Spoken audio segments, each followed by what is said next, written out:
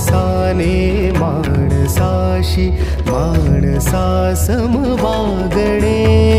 हीच आमुची प्रार्थना, हेच आमुचे मागणे. माणसाने माणसाशी माणसा सम वागणे. हीच आमुची प्रार्थना.